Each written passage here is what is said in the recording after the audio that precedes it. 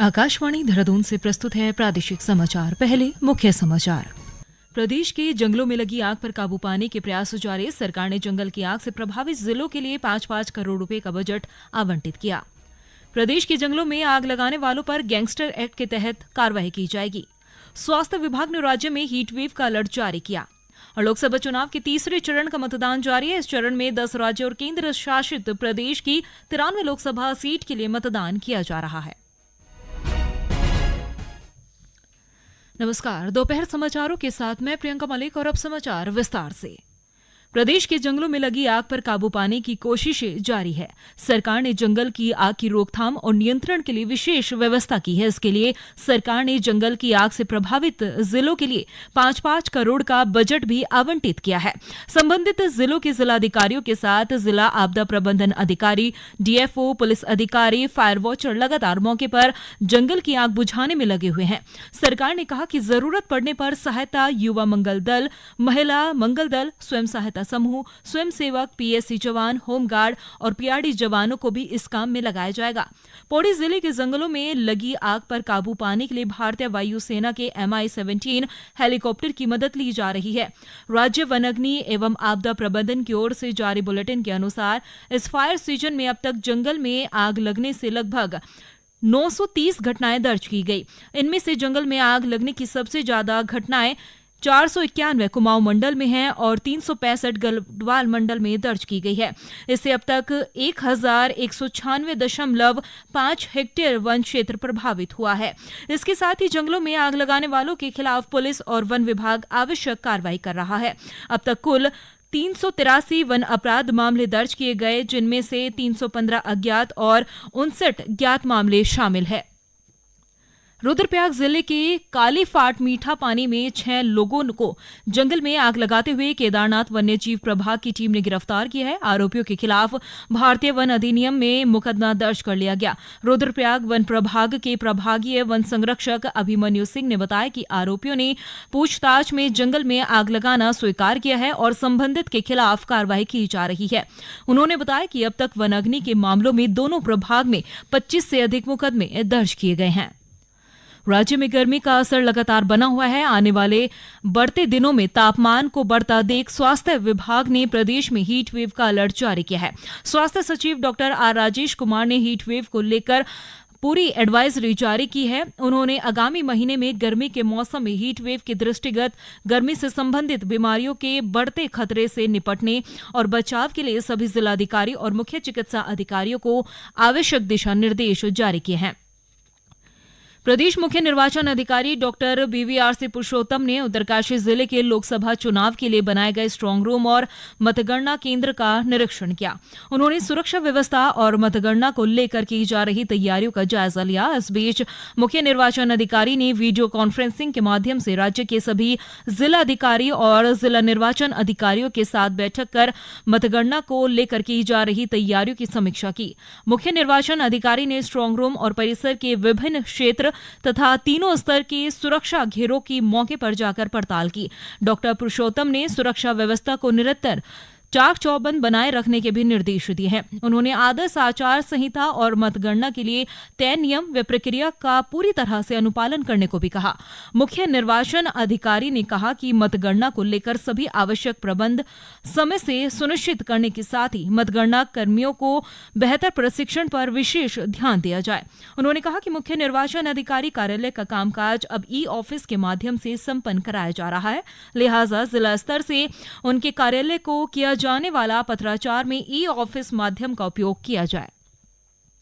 Counselling of Indian school certificate examination ने digi locker के माध्यम से उचित समय में प्रमाण पत्र और मार्कशीट उपलब्ध करा दी है। इलेक्ट्रॉनिक और सूचना प्रौद्योगिकी मंत्रालय ने कहा कि CISCE ने 2024 के लिए ICSE कक्षा 10वीं और ICSE कक्षा 12वीं परीक्षा परिणाम डिजी लॉकर प्लेटफॉर्म के माध्यम से डिजिटल रूप से घोषित किया है। डिजी लॉकर दस्तावेज और प्रमाण पत्रों के भंडारण, साझाकरण और सत्यापन के लिए एक सुरक्षित क्लाउड आधारित प्लेटफॉर्म है।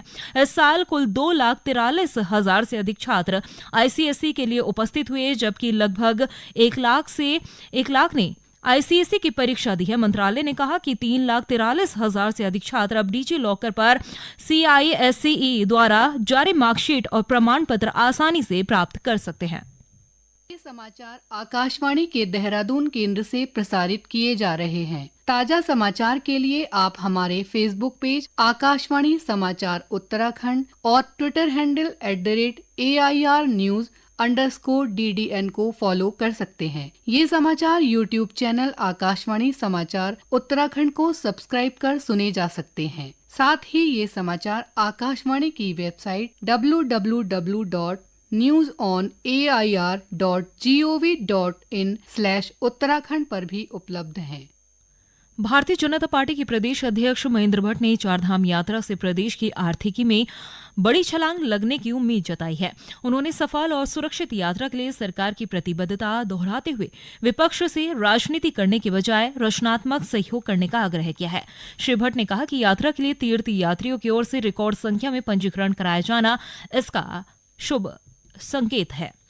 लोकसभा चुनाव के तीसरे चरण का मतदान जारी है। इस चरण में 10 राज्य और केंद्र शासित प्रदेश की 93 लोकसभा सीट के लिए वोट डाले जा रहे हैं। सुबह 7 बजे से शुरू हुआ मतदान शाम 6 बजे तक चलेगा। तीसरे चरण में गुजरात की 25, कर्नाटक की 14, महाराष्ट्र की 11 और उत्तर प्रदेश की 10 सीट के अलावा मध्य प्रदेश की 9, छत्तीसगढ़ की 7, बिहार की 5, असम और पश्चिम बंगाल की 4-4, गोवा और दादरा तथा नगर हवेली और दमन की 2-2 सीट पर मतदान हो रहा है।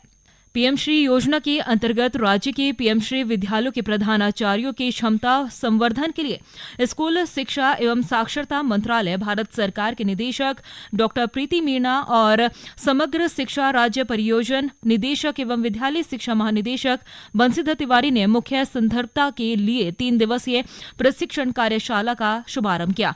वीडियो कॉन्फ्रेंसिंग के जरिए स्कूल शिक्षा एवं साक्षरता मंत्रालय, भारत सरकार के अपर सचिव विपिन कुमार ने प्रशिक्षण का लाभ विद्यालय स्तर तक पहुंचाने और विद्यालय के विकास में भागीदारी निभाने के लिए निर्देशित किया है। भगवान केदारनाथ की पंचमुखी डोली ने आज सुबह श्री विश्वनाथ मंदिर गुप्तकाशी से प्रवास के लिए दूसरे पड़ाव फाटा को प्रस्थान हुई। प्रस्थान के समय श्रद्धालु और स्कूली बच्चों ने बाबा केदार का जयघोष कर पुष्प वर्षा की। बद्री केदार मंदिर समिति के मीडिया प्रभारी डॉक्टर हरीश गौड़ ने बताया कि भगवान केदारनाथ की चल विग्रह उत्सव पंचमुखी मूर्ति की देव डोली को समिति के स्वयंसेवक और हक हकूकधारी पांवों में बिना कुछ पहने पैदल चलकर शीतकालीन गद्दीस्थल श्री ओंकारेश्वर मंदिर ऊखीमठ से श्री केदारनाथ धाम तक पहुंचाते हैं। उत्तराखंड विज्ञान शिक्षा एवं अनुसंधान केंद्र की ओर से राजकीय इंटर कॉलेज भीमावाला में वर्मी कंपोस्टिंग पर आधारित यूसर्क उद्यमिता विकास केंद्र के अंतर्गत वैज्ञानिक कार्यक्रम का आयोजन किया गया। कॉलेज के प्रधानाचार्य डॉक्टर देवेंद्र अग्रवाल ने कहा कि संचालित गतिविधियां विद्यार्थियों की ज्ञानवर्धन एवं कौशल विकास में सहयोग सिद्ध होंगी। कार्यक्रम में विशेषज्ञ डॉक्टर वीरेंद्र सिंह ने वर्मी कंपोस्टिंग का महत्व और इसके बनाने की विधि के बारे में जानकारी देने के साथ ही प्रयोगात्मक रूप से प्रशिक्षण प्रदान किया है। चारधाम यात्रा मार्ग पर राज्य आपदा प्रतिक्रिया कोष में 12 महिला रेस्क्यूअर तैनात की है। एसडीआरएफ वहीनी जौलीग्रांट में एसडीआरएफ में प्रतिनियुक्ति पर नियुक्त पुलिस के 53 जवानों का 84 दिवसीय बेसिक फर्स्ट रिस्पॉन्डर कोर्स का समापन किया गया है। समारोह में सेनानायक एसडीआरएफ मणिकांत मिश्रा ने कहा कि आगामी चारधाम यात्रा को सफल और सुगम बनाना एसडीआरएफ की सर्वोच्च प्राथमिकता में है। उन्होंने कहा कि चारधाम यात्रा मार्ग पर तैनात होने वाली एसडीआरएफ महिला रेस्क्यूअर श्रद्धालुओं को रेस्क्यू करने की महत्वपूर्ण भूमिका निभाएगी। और अंत में मुख्य समाचार एक बार फिर। प्रदेश के जंगलों में लगी आग पर काबू पाने के प्रयास जारी। सरकार ने जंगल की आग से प्रभावित जिलों के लिए 5-5 करोड़ रुपए का बजट आवंटित किया। प्रदेश के जंगलों में आग लगाने वालों पर गैंगस्टर एक्ट के तहत कार्रवाई की जाएगी। स्वास्थ्य विभाग ने राज्य में हीट वेव का अलर्ट जारी किया है। और लोकसभा चुनाव के तीसरे चरण का मतदान जारी है। इस चरण में 10 राज्य और एक केंद्र शासित प्रदेश की 93 लोकसभा सीट के लिए मतदान किया जा रहा है। इसके साथ ही प्रादेशिक समाचार का ये बुलेटिन समाप्त हुआ। नमस्कार।